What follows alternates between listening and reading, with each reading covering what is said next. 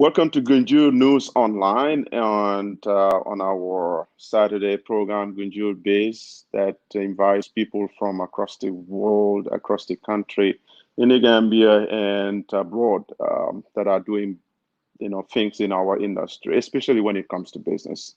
And we thank you so much for spending your Saturday with us, and we definitely appreciate that. Hopefully today we can get to talk about an entrepreneur who is doing a great stuff back home in the Gambia. And our guest today would be Kalifa M. Faal. Kalifa is the CEO of KMF Technologies Mm. in the Gambia. My brother, welcome to GunjurBIZ. Thank you very much. Thank you, my brother. Uh, all right. Thanks so much for staying up really late to spend your Saturday with us. And hopefully today we can get to talk about things that you're being involved in, from Mhm. providing technology to the businesses and also to individuals. Right. Um, so just we will just dive into it. My first question will be to somebody Mhm. who is sitting there, a young guy who wants to be an entrepreneur. It's a Mhm. fancy name now. Like a lot of people talk about it, but not many people do the work to get Right. there. Mhm. What? Who is Khalifa M. Fal as an entrepreneur? Thank you very much. I really appreciate that you have me on your show. And Hmm. this is Saturday. It's a perfect time, actually. We are under curfew, so Right. it makes things even more interesting. So there's actually Right. something to do. Hmm. Who is Khalifa? I think I'm just any other youth in the Gambia or in Hmm. Africa who is looking to make life better, to make ends meet. Being an entrepreneur, what steered me to get into entrepreneurship was definitely through, Hmm. difficulties. When I came back Hmm. from the US after completing my degree, I came and I couldn't find a job. I studied computer science, and maybe at the time, which was around 2008, 2009, at the Hmm. time it was very difficult to find projects that actually could accommodate my expertise. Otherwise you Correct. just like a regular IT officer, which maybe is something to do, but is not tapping into my potential. Hmm. So I couldn't find a job, and that just pushed me to become an entrepreneur. And I always say that through hardships, and that's how you become an entrepreneur. You know what your challenges are, and you're like, you know what, I'm going to fix this. So that's the little bit about my story. So many people who are watching us, you're talking to an entrepreneur called Khalifa Mfal, and you get to know him through taking you through the journey of his activities in the IT industry. So many people sit and wonder, why did you went to America, graduate at your age? Many of us got stuck here, right? After Right, graduating, we still sit here. right. What motivates you to go back to the Gambia, even though considering the situation, the environment back home in the Gambia by then, like Mhm. you just mentioned, not many Right, businesses are there to cater for your expertise. right, Some can just employ you as an IT personnel. But what happened is there were limited environments that would let you explore your potentials and bring in more innovation and stuff like that. You just have to conform to the status quo in that right, business, which right, I always think is the greatest motivator for me and so many people that think that doing things your way and bringing in people always unlocks the potentials in you. But what motivates you to go back home, living the life that many of us are living in the United States, hmm going to a country with 2 million people with very few IT infrastructure? And after your degree in computer science, what was the biggest motivating factor for you? um so there were many factors. First of Mm. all, upon graduation, as you know, I'm not a US citizen, so being Correct. an international student, you're obliged to come home if you Hmm. don't do OPT, which is the training after your course. Correct. I was lucky to have done a couple of internships during my degree in the US. I worked with the North Hmm. Carolina Department of Transportation, the IT, which I believe Hmm. they have one of the biggest IT units in the East Coast. Right. So I worked there as an intern, and I was guaranteed a job after Mm-hmm. after I graduated, which was going to be in 2008. But then you Mm-hmm. realize quickly that in 2008 the job markets crashed. Correct. So again, these factors, you couple with the fact that you cannot stay in the US, you cannot get a sponsor for OPT, which is what Mm-hmm. is required. So Correct. I just really felt like I needed to come home. Mm-hmm. Why? Because also whatever I come and do in the Gambia would be a Mm-hmm. difference maker. Um, Right. because not many people had at the time maybe would have had the opportunity to study computer science. I don't think the university was already up and running like as it is today. Today we have a very vibrant tech scene. But at the Mm-hmm. time, I just felt like I wanted to come home and then either work with my dad, who had an insurance company and a financial services company. So Mm-hmm. they had some IT challenges. So I just decided maybe let me come and test the waters. I Mm-hmm. came for 6 months. I worked with my dad, but obviously it's never fun working with family. That's just how I see it. I like to be challenged. It was too easy for me, Right. I must say. So later, after having a tete-a-tete with my dad, I Mm-hmm. decided that I wanted to do my own thing. But prior to that, Mm-hmm. I said I'm going to go back to the US and do my masters and then see where that takes me. But then also I got back to the US and then realized that I missed Gambia so much after spending just 6 months there. And Yeah. I started to find ways to convince myself to say, you know what, Mm-hmm. you don't really need a master's if you studied computer science, unless you Correct. want to Correct. specialize in something different. And at the Mm-hmm. time, honestly, I wasn't motivated for anything else. I just wanted to come home. And Right. so when I came home, prior to leaving, I actually applied for jobs everywhere. I just couldn't get a job. And when I came back, I just came with the mentality that I'm not going back. I have to make it here, Mm-hmm. and we have to make it work. And that's how I just got into becoming a businessman. And today, after 10 years, Alhamdulillah. Absolutely. Like back then, 2008, like you mentioned about financial crisis, the whole world was lost, turning Yeah, apart. yeah, Only that COVID had to, do more harm and damages than the definitely, 2008, 2009 definitely, financial crisis. definitely. And America was not a luxury anymore. But obviously, if Yeah. America struggled during financial crisis, you're not Hmm. even talking about Gambia because Gambia would even be worse because Oh, whatever happens in the West trickles down to the smaller economies. So it cool might with the take a fact that very, very yeah, strong. I'm not here. Yeah, go It ahead. takes so much of a courage Yeah, and a very strong will to take that sacrifice and try to test waters back right, home in the Gambia. And right. obviously, these are things that we want to put out there for people to be inspired to understand what it Yeah, takes. So many people your age, my age, and everyone's age lived here, even though after school and they had to leave in one way or the other, they stayed right. here, just because they feel that obviously, no matter how crazy it is in the US, it's still probably worse in the Gambia, but you have a Definitely. bigger plan, a bigger motivation, a bigger and a stronger will to go back home in the Gambia. So That the is true. last one, what was the first the business adventure that you got into? So I partnered with a couple of friends.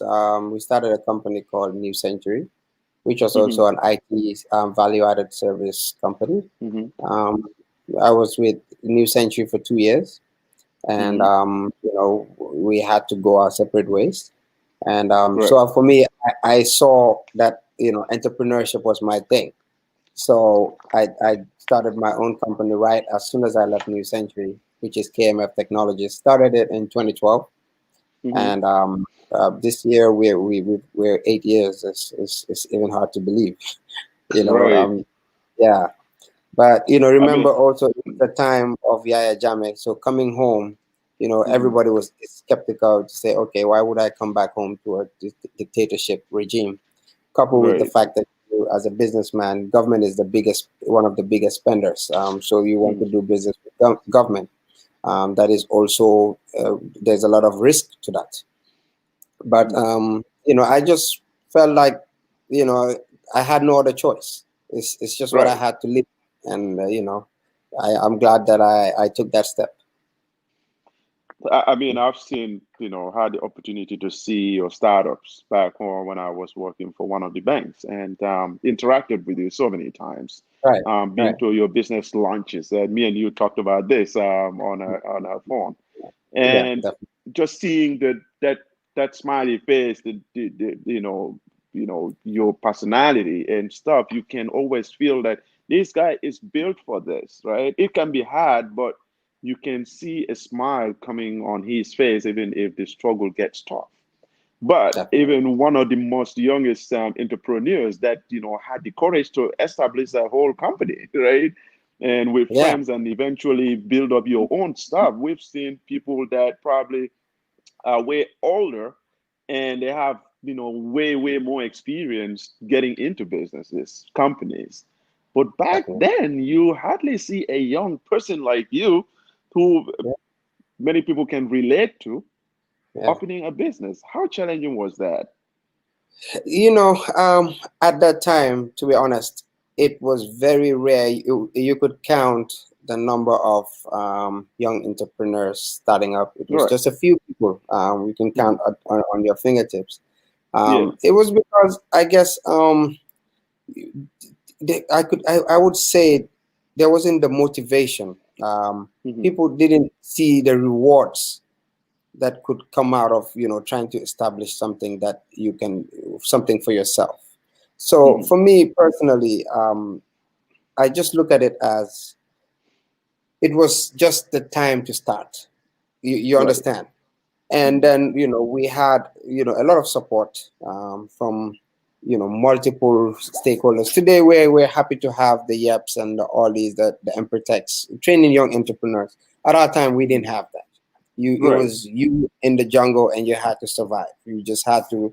So for me, my focus was to just start small and gradually grow my business. So it was a home business at the start, Hmm. for at least maybe a year.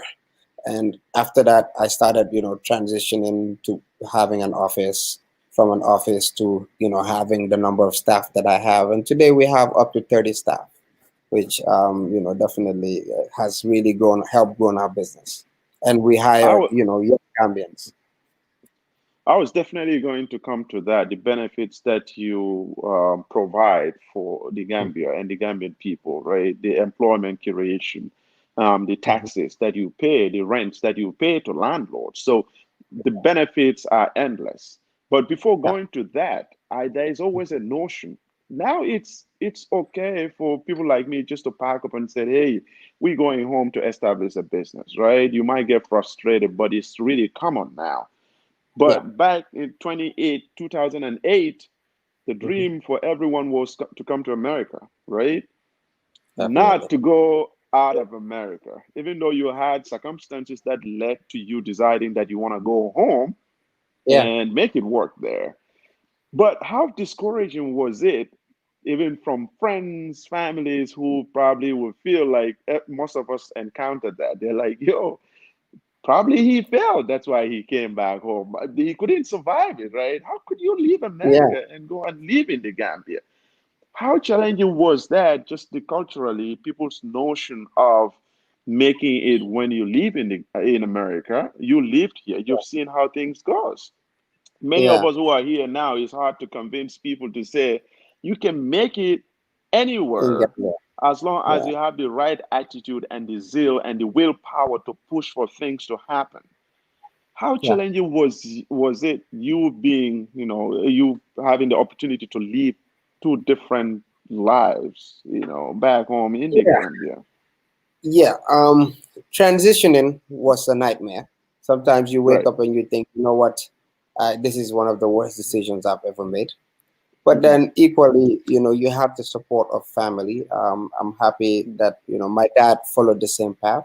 My elder sister followed the same path. My dad studied in New York, graduated, came Hmm. back home, worked at the central bank, and then further established his business. My elder sister, who's also studied insurance, came back home, and today Hmm. she's running her business. She's doing well for herself.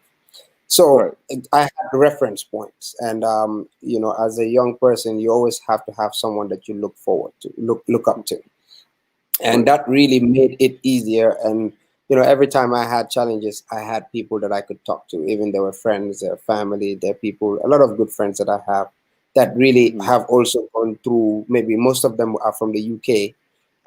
Right. And to be honest with you, some of my friends probably thought I was crazy because I just woke up within a matter of 2 weeks and told them, you know what, I'm packing up, I'm going back to Gambia, you know. Right. And to this day, they always tell me, I have all my friends in the US, quite a lot of them, and they always tell me, we don't know how you do it, you know, Right. with all the challenges, all the environment from dictatorship environment, now we have a new democracy, which is great.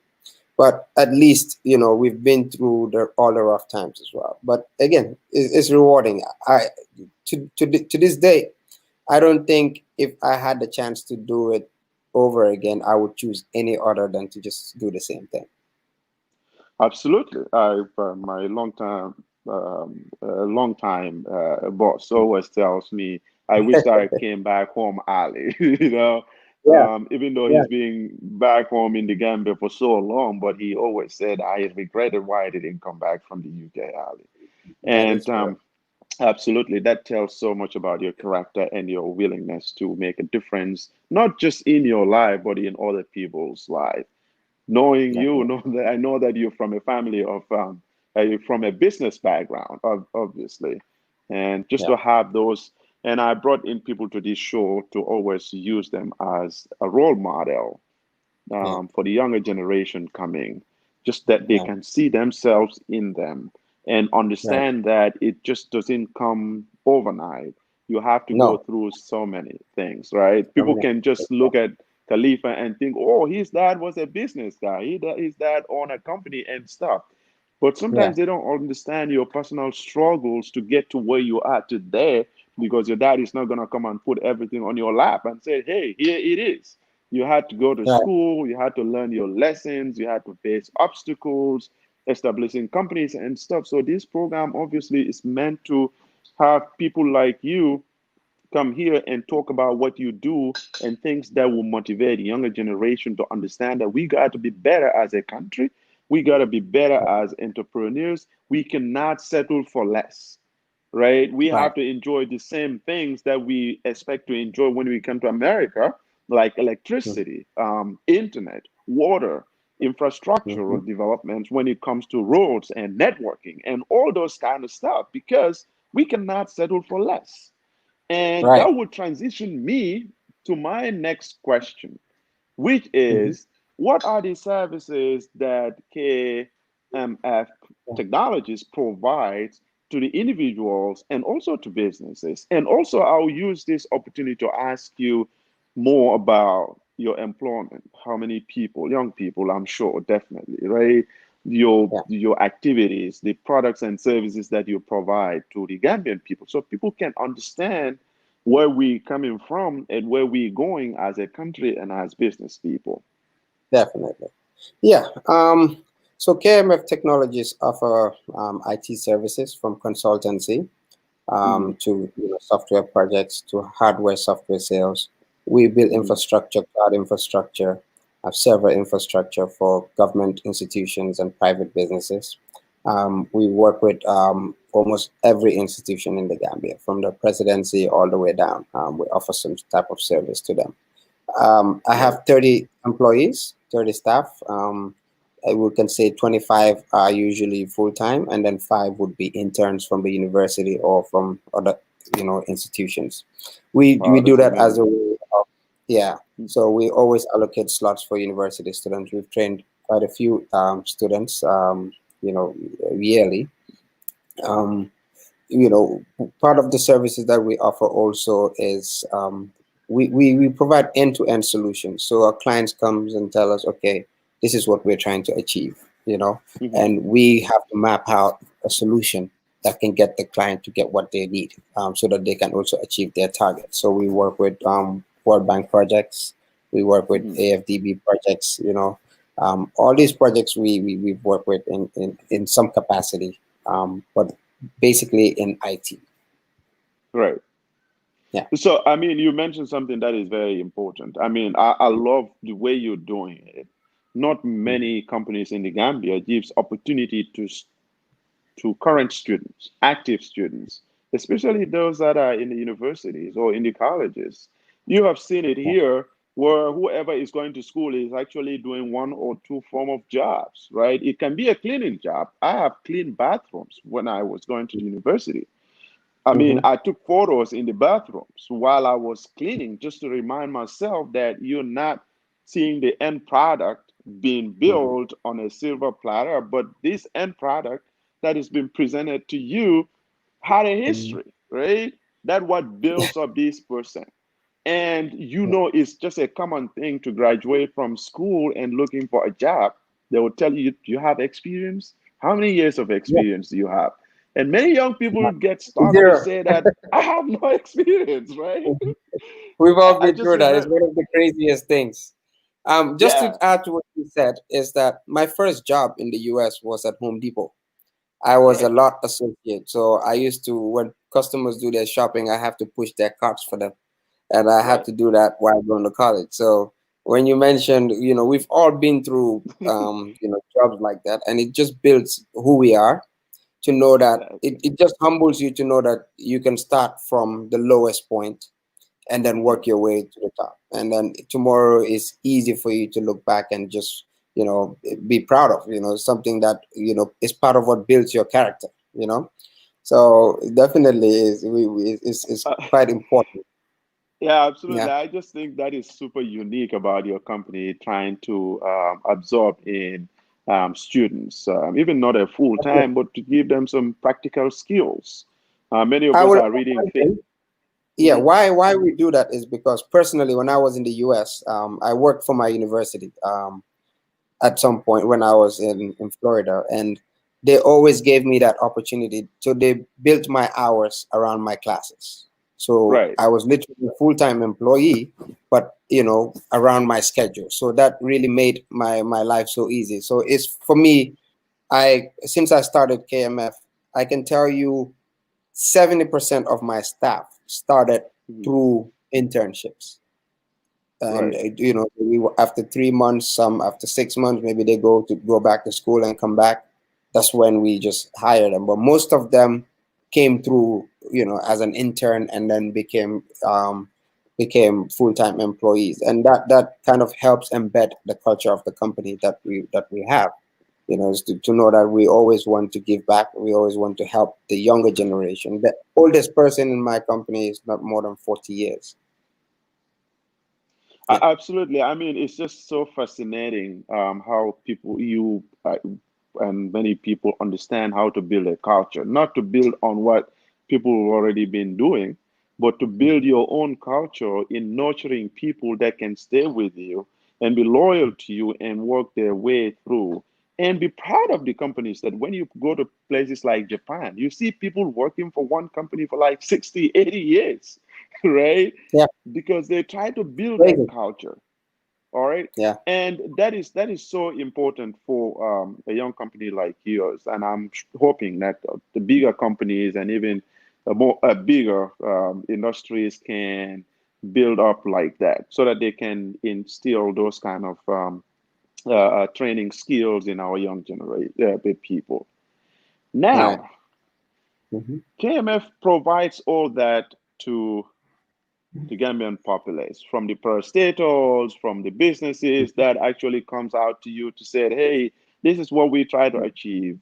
This is the Yeah. infrastructure that we think is needed to do that. Yeah. And Yeah. you understand the situation in the Gambia that Right. sometimes it's not what you know or what you can provide. There are different factors that are related that help support the implementation of a certain project that brings in a technology, I mean, internet services, Yeah. reliable and dependable internet service that brings Right. into play access to non-interrupted electricity supply, because you cannot do all this without those things being in place. You can Right. provide a service without me broadcasting for you, right? You can build Right. up a service without um, nicer cars. You just need basic vehicles to do those things. But Right. you cannot build up a viable and a consistent business if you don't have access to some basic and fundamental things that after 55 years of independence, we still struggle to have proper electricity, proper water. You call a family back home, you have to struggle to hear. Can you hear me? Are you there? Mm-hmm. Like you struggle to hear them because the internet sucks, right? And all that Definitely. is happening. You are a bigger Mm-hmm. player in that. Recently, Yeah. you established and founded what is called Zoom as XOOM, Oh, right? right. Can you tell us Yeah. a little bit about Zoom?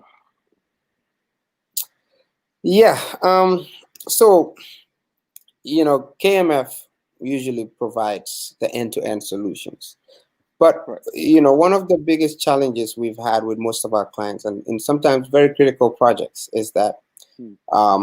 we want to deliver a solution to a client, but the biggest challenge is how fast an internet connectivity do you have? Do you want to have? Right. How much are you willing to pay to be Hmm. able to have the connectivity that you need to be able to get your business online? Right. Having multiple branches, having multiple service stations where you can actually interact with your clients. We want to take when businesses want to take their businesses and their offices to multiple locations across the Gambia, not just the greater Banjul area. Okay, we're talking Basse. We've seen banks are using VPN for connectivity, which Right. they're paying an arm and a leg.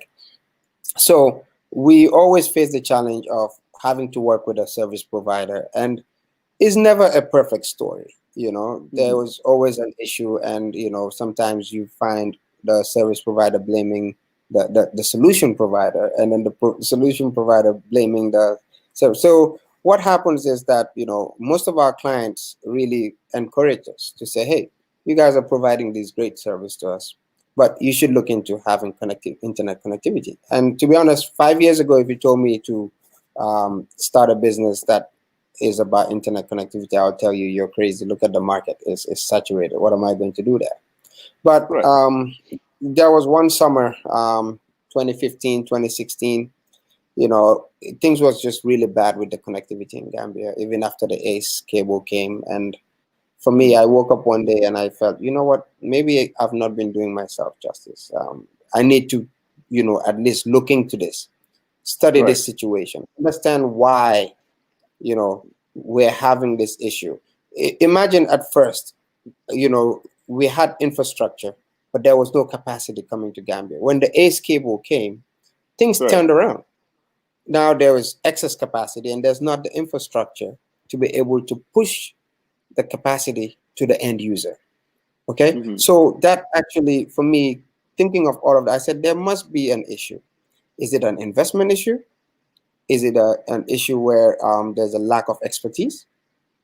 So many factors. And if you understand the telecommunications sector, is that it is very investment heavy. No matter how much Right. you invest in a year, in another 2 years, you're going to probably invest double of that. Why? Because we've Because it's a seen never exponential. ending. Yeah. Yeah, It the is. There's demand always can growth grow. in it. Yeah. Hmm. Yeah. So let's say our need for data services 8 years ago has probably tripled, quadrupled, because now we're using Snapchat. Now everybody's live streaming. Nobody wants to Right. watch cable TV. Everybody's watching YouTube. So the demand is higher. So you can Yeah. imagine the need for connectivity. So for me, that motivated me to say, okay, you know what? I'm going to go and do some research. So I took some time off from work and I went to Israel in Tel Aviv, and where we know they have some really amazing technology solutions in terms of connectivity. I Hmm. spent time researching, and I spoke to vendors and tried to understand what can solve the issue for Gambia. But before Hmm. going on my trip, I just said, hey, I'm going to go on this trip just open-mindedness, and Hmm. I need, if what I'm going to learn convinces me that there's something that can be done to fill the gap, then Right. I'm going to do it. Then I'm going to actually start a company that I'm going to apply for internet services. And if I get Hmm. the license, then which means I'm just going to go for it. Right? Right. Right. So, again, I went, I saw what I wanted to see. I understood the situation. I saw the problems. I said, I'm going to come in and then start my own company. And that company was Zoom Wireless. So I started it in late 2016, right before the elections, when the Jammeh was leaving. So um, during the impasse, I found myself working immensely on that project because then everything was at a standstill. I could really dedicate my time and then build create the model, create the type of pricing. Mhm. But the most important thing for me was at an affordable price, Right. because we've seen in other African countries, everywhere you go, they have internet devices, they have Wi-Fi in their homes, in areas that you would not believe. Is because of the cost structure. The cost is actually lowered. If we go to our neighbors here in Senegal, we see Mhm. how good their connectivity is, starting from Yeah. Karang all the way to Dakar. So that was also inspirational for me. I wanted to see Gambia have the same thing. And bear in mind, the internet is educating en masse a lot of Mhm. Gambians who do not have access to education. People Right. now know how to send voice note. They know how to do basic services on an application. How can this help the Gambia?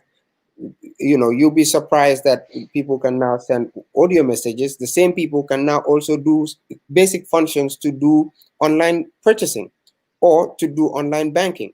So it starts to elevate the mind of the people, of the populace.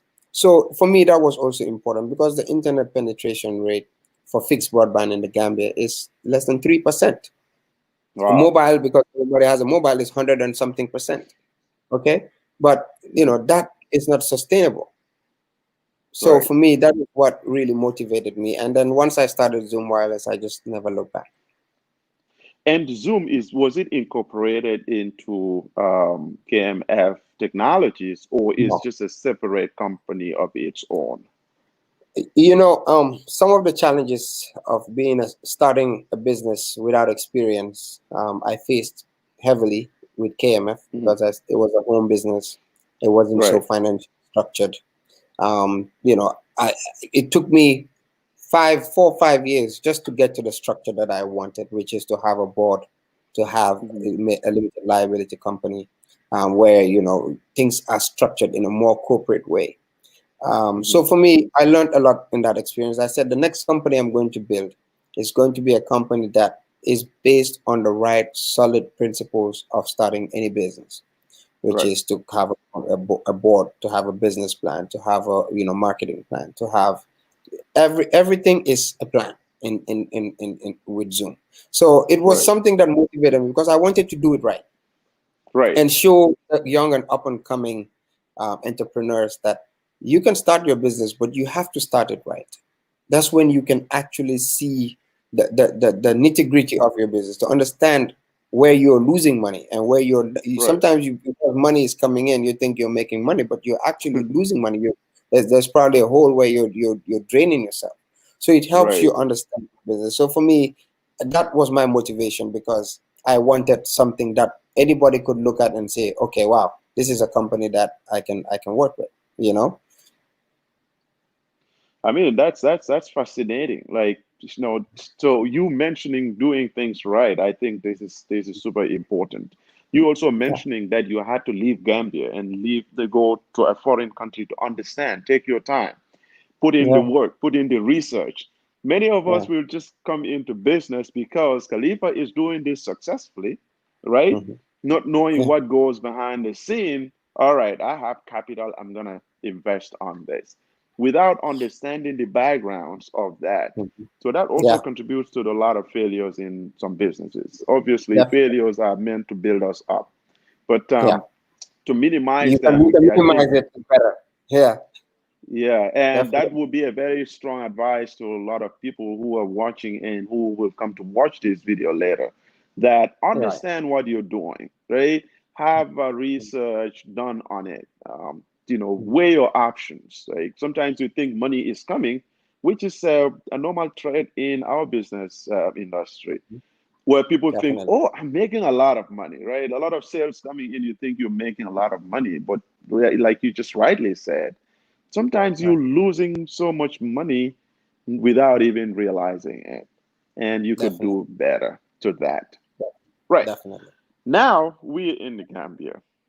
Hmm. You established your business. You went to Israel, studied, and came and tried to do things right, step Hmm. by step, did your homework, try to provide these services to the Gambian people and the Hmm. Gambia, the Hmm. government, the different companies, and also people who are not even living in the Gambia, but there might be visitors, there might be investors, there might be people who are interested in doing certain things, collaborations. I have Right. personally know a lot of businesses that backtrack their potential investments back home in the Gambia because Right. you just gave them all the good news that these are the potentials, but trying to launch the program, what happened? Oh, no electricity, no proper internet infrastructure, nothing.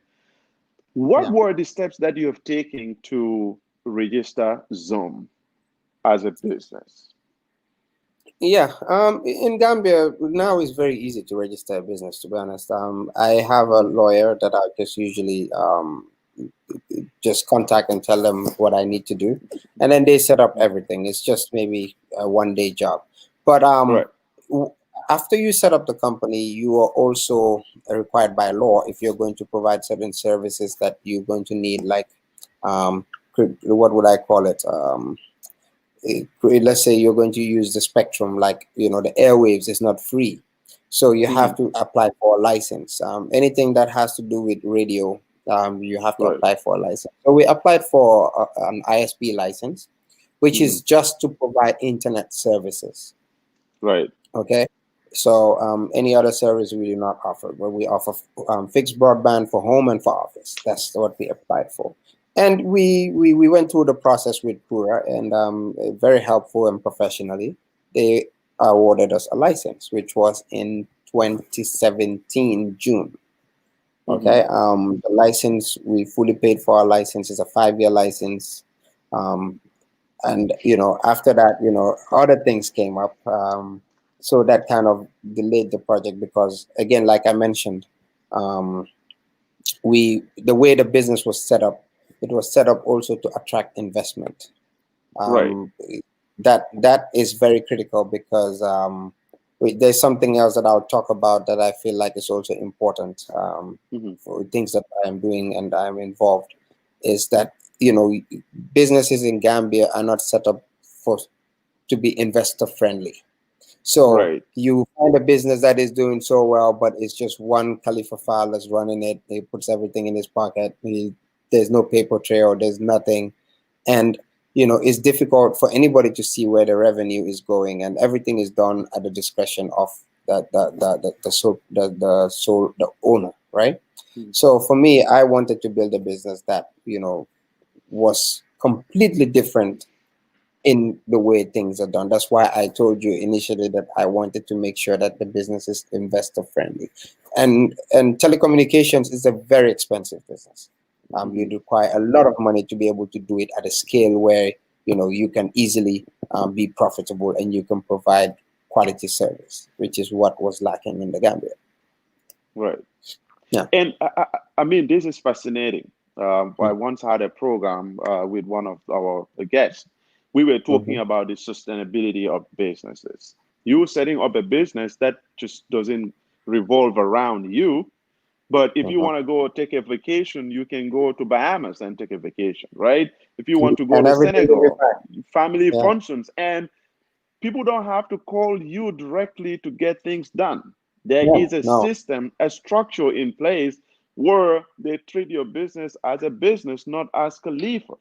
I think that is Definitely. so important. I'm glad that you brought that up because we had a Right. discussion on this how to make those sustainable. Like you want to build up a business that I mean goes beyond our lifetime. You've been here, been to many countries. You've seen family-owned businesses that were there 200 years ago, right? 100 years Definitely. ago, 50 years ago. Definitely. And Definitely. even those owners passed away, the business doesn't stop, right? Right. It just goes There's a beyond succession generations plan. and generations, Yeah. Yeah. and there's always continuity and in that. So I'm just so thrilled that you're putting that out there. That it's Hmm. just not the business that you want to establish that goes around you, but a Yeah. business that is a business separated Hmm. from you, right? Even though you Right. will spearhead most of the operational things on that. Yeah. And you mentioned something about investor friendly. I'm a big supporter and a big a believer of partnerships, Hmm. investors coming in. So Hmm. it minimizes a lot of risk, but it also attracts more expertise, skills from, different perspectives, different environments. So the Right. potentials of the business being successful, Yeah. it's pretty high. That is true. And since you think you had that business in mind and you think you wanted to be built as an investor friendly business, were there any opportunities that came along that you think is important and it's a potential win-win situation for you and that business and also the Gambia? Yeah. So yeah, what happened with Zoom especially is, Mhm. I'll be very honest with you. When I was setting up the company, the capital that I had was less than $10 million, Right, and that is enough to only build me to serve the greater Banjul area, not even certain areas of Brikama. right. Okay, and I saw that challenge, and I was like, this is going to make me look like every other internet service provider in the Gambia, because Mhm. that's what they all do. Okay. Right. So I contacted, I have contacts at the World Bank, where we discussed my project, and Mhm. they recommended that, what, Gambia is open now, there's no dictatorship. I think investors will be more willing to test the water. Why don't Right. you talk to the IFC, which is the financial, the financial lending arm for private businesses, so, Right. which is the That's on World the Bank. World Bank, right? Yes. Yeah. Yeah, so I Mhm. contacted the IFC. With my little budget, I wanted nothing more than $500,000 at the time. Mhm. So they told me, look, your ticket size is small, and I wish I told them, what, I needed $30 million, and I'll Right. put it to use. But at the time, that was the ambition, and it was just where I was and how I was thinking. But later they introduced me to a venture capital company in Senegal, called Mhm. Teranga Capital, who Right. have invested in so many satellite businesses in Senegal, including Dolima, so many businesses. And so they know the person that I spoke to knows the CEOs. So she told me, look, I'll be in Brussels at this day, and I should be meeting some of the CEOs for these venture capital companies. I'll definitely Mhm. connect you with some of them. And I got connected to Teranga Capital, and I talked to them about my business. What really helped me is that, my business was investor ready. Already. Right. Yeah, it wasn't perfect, but it was investor Mhm. ready. Um, Right. so, working with Teranga Capital, we discussed my business. I gave them the business plan. We talked about the revenue structure, the model, the costs that involve, and we had to sit down and then map out and understand the geographic, um, these locations of This the part of the Gambia, or right. Mhm. yeah, the demographic, all of that. So we had to do surveys to understand what the needs of the actual people are. So we did, this was all to prove to these guys that there is a market for this, because they told me the same Right. thing. There are 5 or 6 service providers, and then now there's also like 3 telecoms or 4 telecoms, global Operators. operators. But how are you going to survive as a business? And we had to do that. We did all of that to create the market. We said, look, the penetration rate for fixed broadband is 3%. So there's a lot that we can do out of 350,000 households in the Gambia. So Right. yeah, so there's still a market, and rightly so. It was, we all agreed on that. And then, so Teranga Capital is also owned, is owned by Sonatel, which is Orange Right. in Senegal. Mhm. And what they do is that they invest in, in venture capital Startups. firms that help them to be able to identify businesses that can add value to their business. So they Right. can invest in a business that is specializing in solar, because you know what, they need solar Hmm. to power their cell sites. So Right. why not have a company that does that? So they've done that, and it helps a lot of entrepreneurs. So they were interested in coming to Gambia for many years. They've tried to come to Gambia. They've tried to buy a company in the Gambia, one of the major operators in the Gambia. Hmm. And the deal didn't go through because of reasons that is centered around the fact that businesses are really not investor ready, if you understand what I'm saying. and Right. and this is in one of the biggest companies in the Gambia, telecommunications companies in the Gambia. So for me, that really did set me apart. Even though Right. Zoom didn't have any infrastructure, nothing, we had a license, we had a clear plan, and we had a structure that was investor friendly. So that gave Orange what would I, Confidence. the confidence to invest, to want to invest in Zoom. So we had discussions, and then they told me, look, we want to come into the Gambia and provide internet that would create a difference, which is what Hmm. you see in Senegal. So we're not going to come in and do only Greater Banjul area. We want to do the length and breadth of the Gambia. And for me, that my eyes lit up, because that's what my dream was, right? Right. We Right. want to make sure people in Badibu, in Salikanyi, anywhere you go, you can have access to internet at an affordable price. So that really created, we both wanted the same thing, and then that made up my partnership with Orange very, very easy. Obviously, it requires a lot of capital, and so for me, um, if in any partnership, whoever brings the most money gets the most shares. It's Right. just the fact. It's basic. But if you Yeah. also look at telecommunications companies, individuals do not need to own a huge percentage, because Exactly. there's no chance that you can come up with that amount of money to do that business. Money. So Right. yeah, you find people owning 5, 10%, 20%. In Gambia, I think we have a classic example of maybe about 20 something percent. But Hmm. that doesn't mean that you know is it lu ñàkk a fayda la, you know what I'm saying. Right. And Yeah. yeah, because the nature of the business and the value of the business, at even 1%, you're doing a lot better It's than somebody that significant. is. Absolutely. Exactly, exactly. So for me, looking at that, we managed to sell some shares, and not even sell the shares. They just we made it. It's a partnership, execution of a partnership agreement, where Sonatel is going to bring all the equipment, all the technology, the expertise, the modeling, the brand, all the quality of service. And me, Khalifa, I'm just bringing my license. And so, it made it easy to strike the partnership. So we did that. We Before we got on this, obviously we engaged the authorities, which is Pura.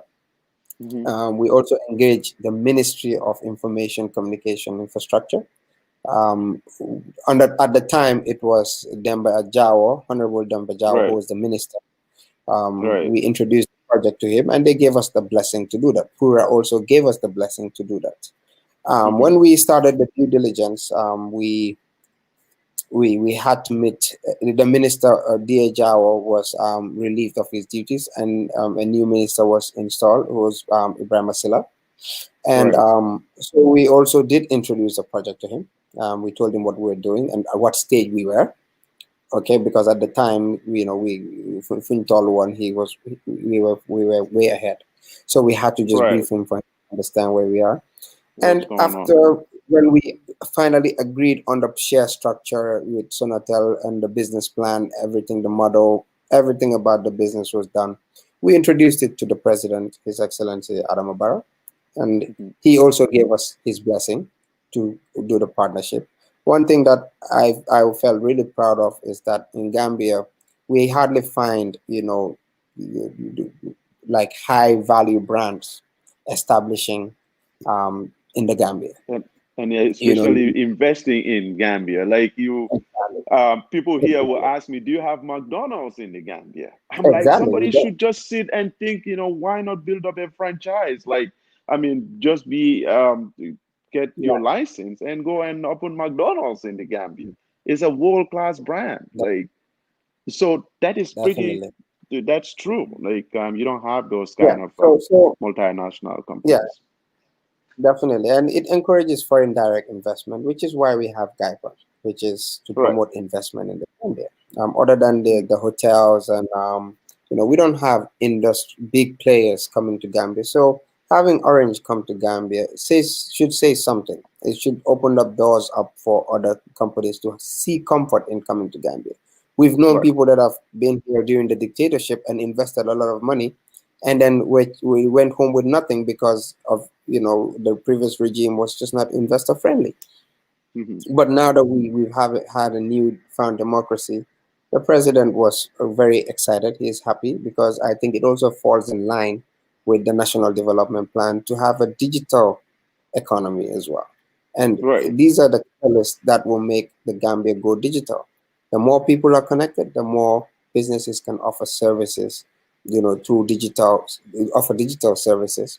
And it makes life just move faster. Like in other countries, we've seen mobile money taking off in so many different African countries. Yeah. So many things are happening. Now in Gambia, thank God you can buy cash power on your phone, which is a serious game changer.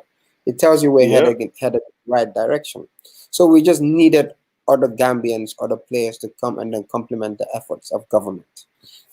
And for me, that's what I feel like I've been doing. To this And, stage, yeah.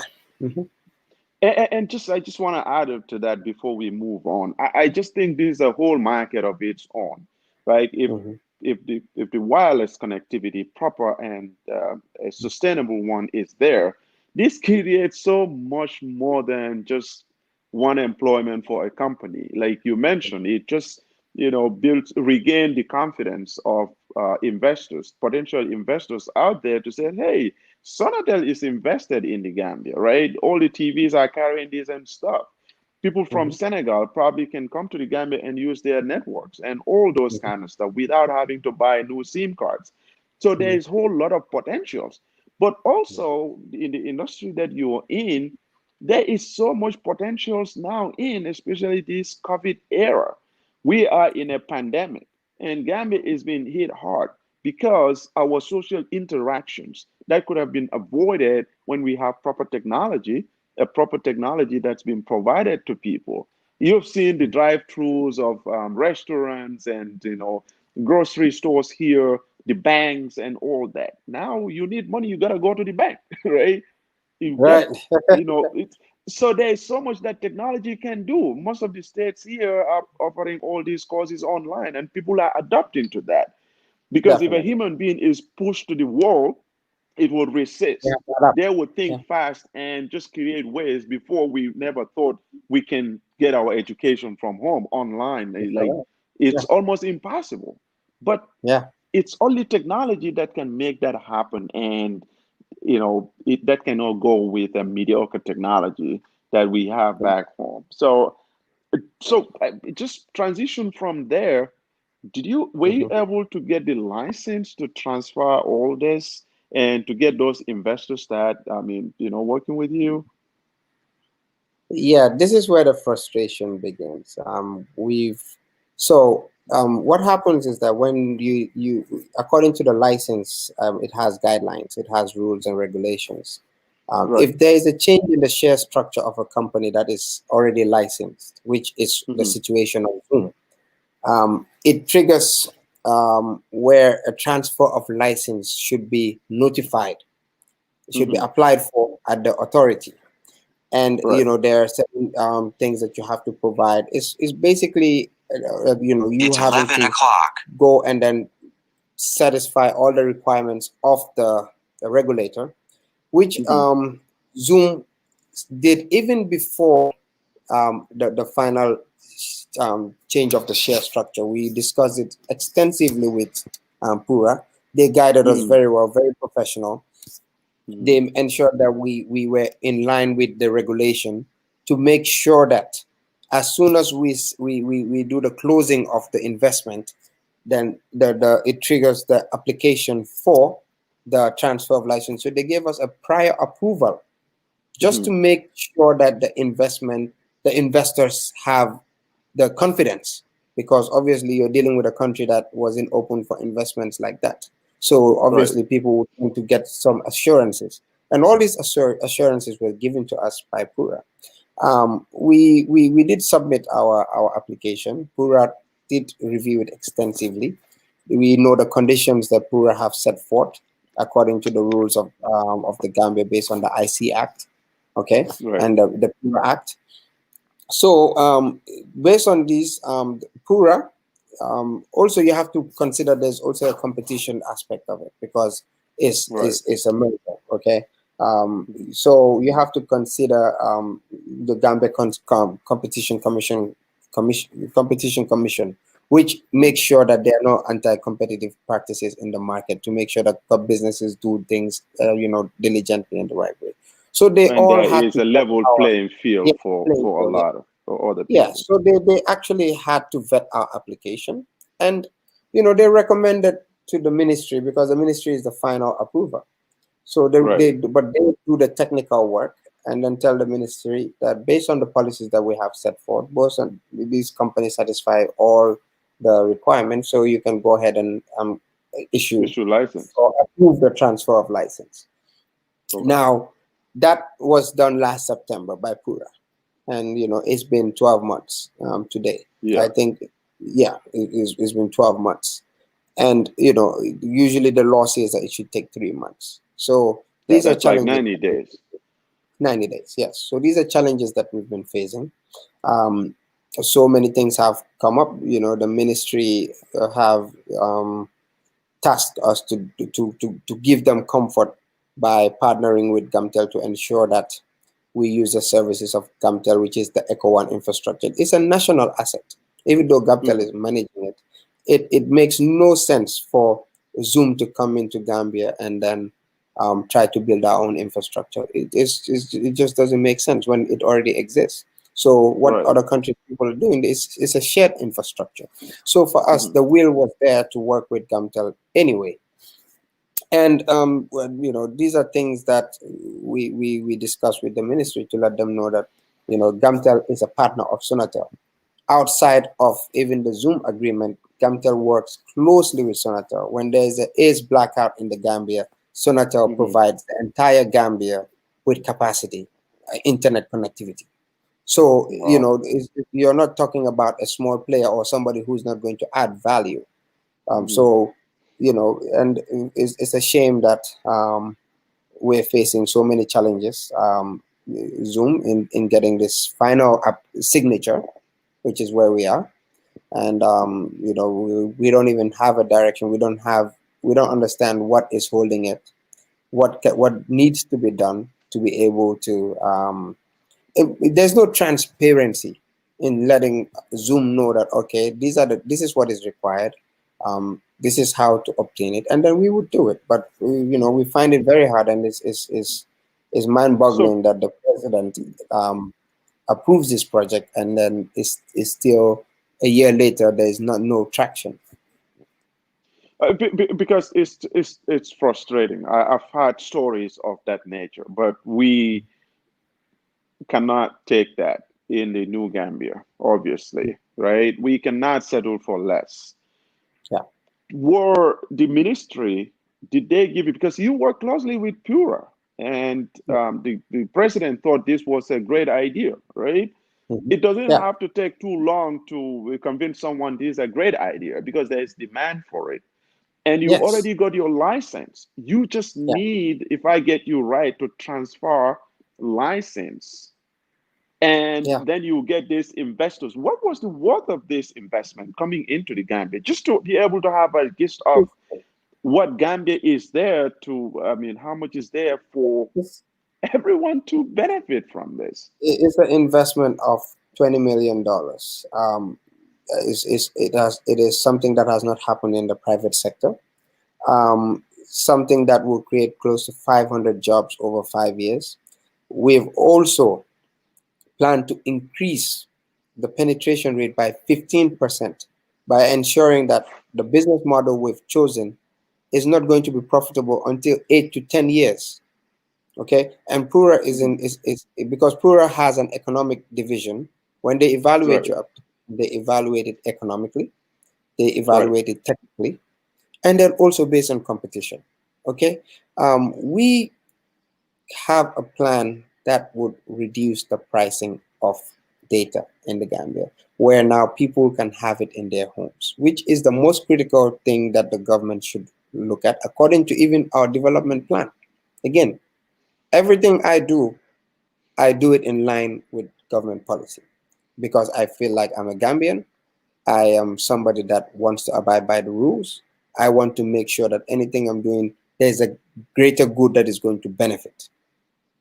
So I was talking to my mom the other day. Was it 2 days ago or yesterday? She was. I was surprised because she stayed on the phone for like extended time, like 20, 15 minutes, which is so unusual. So I was Mhm. asking her, what's going on today? Everything seems really right. She was like, I bought this much of credit to be able to talk to you this long. Which is actually it's sad that you have to spend so much on that.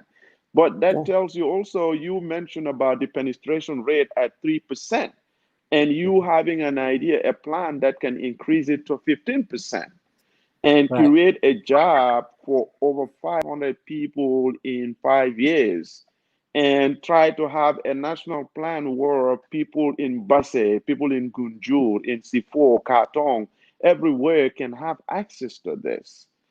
It Right. also creates job for people that supplies the suppliers.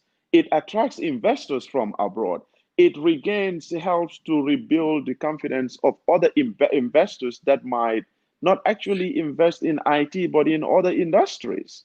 There is so much taxes that are going to be paid, right? Rents and everything. So the economy of this just trickles down that you get a worth of 20 million does not just stop there, but it just trickles down to families and to people that work in that industry, the suppliers, the end users, the And the partners that training you of cooperate with. people and the people that we're going to Exactly. train. Be Yeah. trained from there, which for me is just an eye opener that you can Mm. have people that you can build, you can groom within the Gambia. I don't have to leave America to come and work for you in certain areas because you already get people back home with expertise to do that. I mean, that's Definitely. amazing. But did the ministry tells you anything specific as to reason Nothing. why they're sitting on that transfer approval? I have written to the ministry many occasions. We've seek audience. I can tell you our last 3 letters, 4 letters have gone with no reply. I'm not going to even count the number of emails I have sent that have received zero responses. So it They just don't begs the acknowledge question. receipt of No, those none official of that. None of correspondence. that. I have multiple letters that no response. And one thing I want to just point out is that the average Hmm. penetration rate in Africa is about 24%, and Gambia is at 3%. Wow. So Wow. and it is a hard fact everywhere you go in that ministry. Everybody knows that one of the biggest challenges is to work on the penetration rate, and an investment of $20 million is obviously going to severely affect in a good way, the penetration rate. We want to grow it to at least 15% in the next 5 years. Okay, that is growing it Yeah. 5 times. Right. So, and we have Orange has done it in Senegal, they've done it in Mali, done it in Liberia, they've done it in Sierra Leone, they've done it in Guinea-Bissau. You understand? So, Right. so there is nothing that one should be worried about. I think one of the main issues is the issue of Gamtel and Sonatel coming in, but Gamtel is an infrastructure service provider and a player, so it's a player and a referee. We have no issue with that. We are coming and we're buying infrastructure services from Gamtel. Well, I Okay, mean, if so the we government is smart, I mean, they even have to encourage that because yeah, this because helps we're you creating for revenue. people to up their games. Yeah, no, we're actually creating revenue, a new revenue stream for Gamtel, for them. and is Right. in the millions of dollars. Okay, in I'm just so sharing the, glad you're just putting out the benefits that the government, yeah, Gamtel, even in a normal situation, shouldn't have been involved, right? And the exactly, confidence that exactly. you got from Pura that they Yeah, recommended and everything was done perfectly, but it's yeah, still stalling and sitting there at Department of with the Minister of Information, and correspondence being received but never been acknowledged. I nothing. just think you cannot just stop there. We have to keep voicing out these frustrations for them to work for us. And I'm hoping that these people are, amazing people that still works there. So whatever they probably need from you should come out, should communicate with you. We cannot, because in Gambia we cannot settle for less. We cannot just sit No. there and say, "Oh, I'm angry." They're not replying to. No, it's My not brother, owned by one person. my This is brother. Gambia we're talking about. Yeah, one thing we need to know is, and is very important, we need to be taken serious as Gambians in our Absolutely. institutions, in our government. You cannot have serious investors come to you and say, hey, we've closed our investment. Here is $20 million that we're going to put into the company. Just sign this document, and then we start our project. And this project is not something that I'm going to start benefiting instantly. It's going to be something for 10 years. You know what? Right. Comfortable where I am financially with KMF that I really do not need a penny from Zoom. I'm not here to come and exploit the people to make profit. I want to build something that will grow the market. Okay? Something that will actually create impact in the Gambia. And looking at it from another dimension is that the Gambian youths are far more. We are the biggest percentage. Okay? We have Right. more youth than anything. And we've seen projects that the government is pushing. We saw the vice president talk about youths not coming to help when during the distribution of rice. But Hmm. my thing is, as a youth as well, is that Hmm. we see that when we try, look at my situation, my brother. I Right. have tried, I have done this. And let me tell you, it's not easy to pass the due diligence of Orange.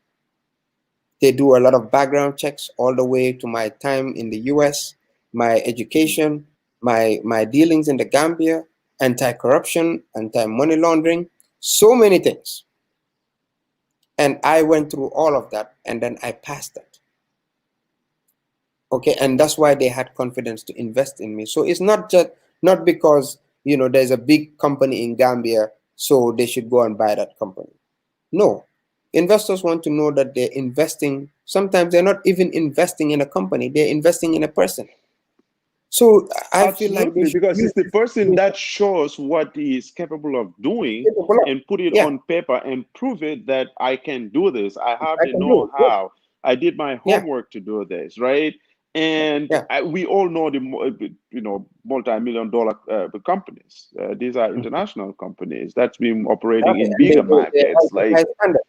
Yeah. they just don't come and invest on you, right? You talk about background checks and all those things because they would need to know.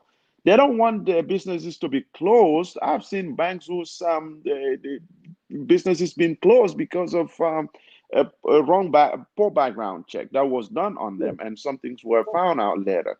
So for them to Yeah. actually build a confidence, I think the Yeah. government should be sitting here talking to us and tell us that we provided this guy with everything he needed to bring this to the Gambia. Not you sitting here and fighting and expressing frustrations for not getting um, those things, and you're still sitting here willing to abide by whatever they wanted, all the Of course. requirements that they Of probably course. want to do, but We are someone not is not outlaws.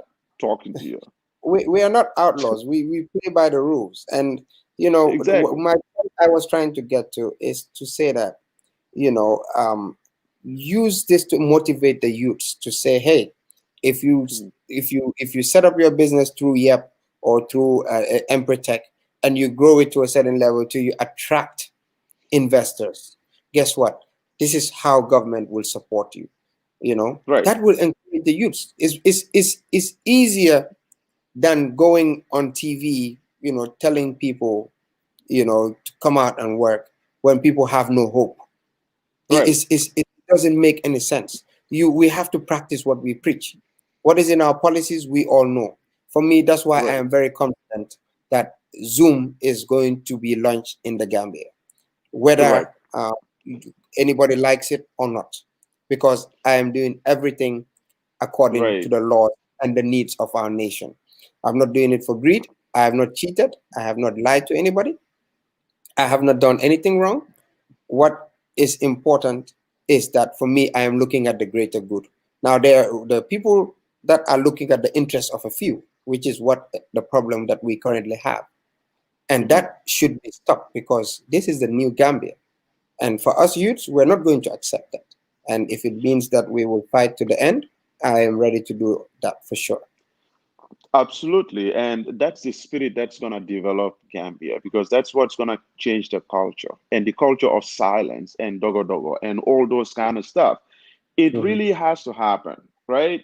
These Yeah. things are there. If they ask you to abide by Y, X, and Z, and Hmm. you've done that diligently, you need an Hmm. approval. That's your right. You have seen in the developed world how the governments actually bailed out companies, small Yeah. businesses, and things like that. You are not even looking for money from the government or any bailout or any sponsor, but you have ready investors that are ready to invest on this company, these products and services that creates so much revenue, taxes. You're not doing them free. You mentioned in your interview that you paid 5 years of registration, which is My normally is license is one fully year, paid and for. all those things. Yeah. Yeah. And that is So, all coming out from my pocket, not even Sonatel's pocket or anybody's pocket. I paid for everything. So because you haven't transferred the license to them the yet, so license. technically they Yeah. cannot give you any penny Yeah. for any of your operations. Definitely. And the business is not making any money. There's no operation, there's nothing. And then, when it's time to pay my taxes, the government will definitely knock on my door. Meanwhile, I'm being ignored, and that is not right Man, for a whole year. I know it's been a great discussion with you, man, but I would just I hope, you know, people are listening and people can, share this and just get it to the right people that needs to hear it. Whatever is um, delaying this, the law or whatever guidelines that are there says 90 days. It's Mhm. past 90 days. It's 12 months. Listen to Yeah. the young people, approach entrepreneurs with open arms, support them, help them towards their registrations and their implementations.